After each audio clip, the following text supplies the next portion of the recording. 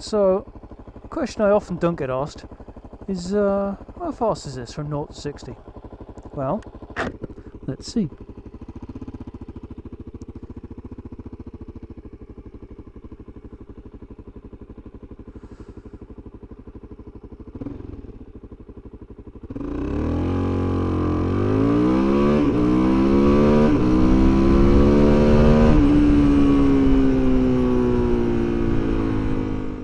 So yeah, my getaway in first isn't brilliant. I'm not totally pegging it, so let's give it some.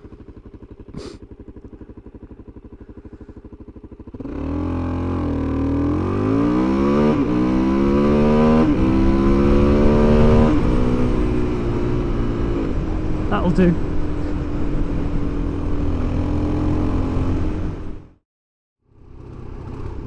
Now, I think I might have solved my oil leak problem. I pull over, I'll show you.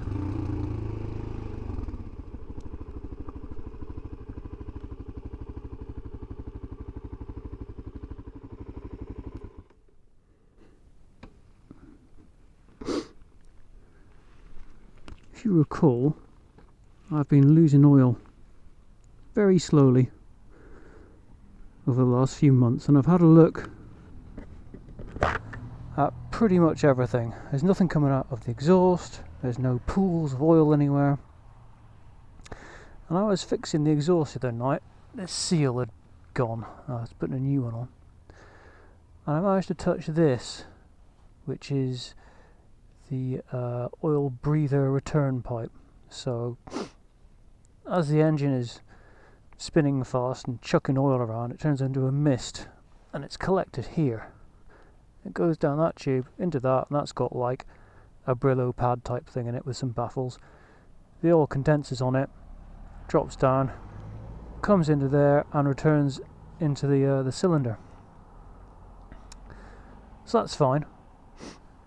But I touched that and it was loose. I thought, oh crap. I thought I'd check that, because I check these oil breather pipes because they're a classic. When they split, you lose oil out the sides of it, and they were fine. But no, it wasn't that. It was actually the nipple it goes into. This steel bit here, what looks like a washer there, is actually a nipple, and it actually came out. You could push it and pull it, and it would come loose. That's where it was coming from. So what I've done is, I've taken it out, cleaned it with isopropyl alcohol, and Loctited it back in again. It seems to be holding, so going to check the oil for a few weeks and make sure that it stopped dropping, and that should be that. While I'm here, have a look at this. This rear tyre is an even distantia. If you look at it there and there, it's right on the wear bar in the middle. If you look on the edges, it's miles away from the wear bar. So that is caused basically by the way I ride. I commute mostly, and I'm mostly built upright. So the middle of the tyre wears out a lot quicker than the edges. I mean, I'm getting onto the edges. You know, look, there's about 1/2 centimetre of chicken strip there. It's not as if I'm not going near the side of the tyre. So with that level of wear, that needs to be replaced soon. And as it goes, I'm replacing it on Friday. And I'm going to replace it with a Michelin Pilot Road 3, which is a dual compound tyre.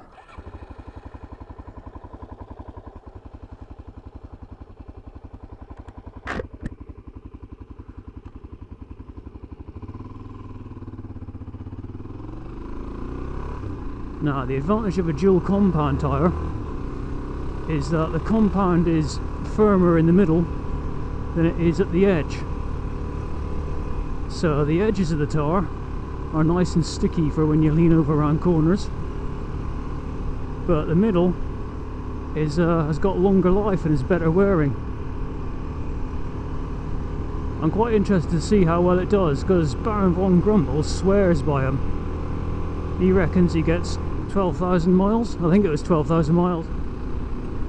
And I've had a look online, and on DRZs most people are getting about 7 to 8,000. And to be honest with you, that'd do me. I'd be quite happy with 7 to 8,000. 12,000 would be amazing. I am hoping that now I've Loctited in the oil return nipple, that my oil leak issues will be resolved. Apparently it's a fairly common problem because it's just an interference fit, which seems a bit mad really, because you got two different types of metal, an interference fit and a huge thermal cycle on it as well, because it gets hot, it gets cold, it gets hot, it gets cold. And it's obviously going to pop out eventually.